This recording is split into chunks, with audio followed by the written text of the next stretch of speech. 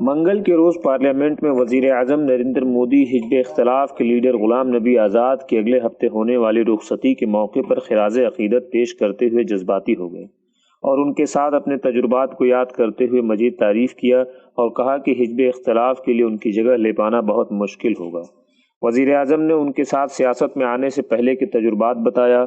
انہوں نے یہ بھی بتایا کہ جب جموں کشمیر میں گجراتی زائرین پر دہشت گرد حملہ ہوا تو غلام نبی نے انہیں فون کر کے مشکل زدہ لوگوں کی سلامتی کا حوصلہ دیا اور اپنے اہل خانہ جیسا خیال رکھا۔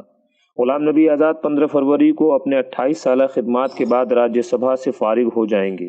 راجیہ سبھا کے چیئرپرسن وینکیا نائیڈو نے کہا کہ غلام نبی آزاد سے سبھا کو بہت فائدہ ہوا ہے اور ان کی امداد کو ہمیشہ یاد کیا جائے گا۔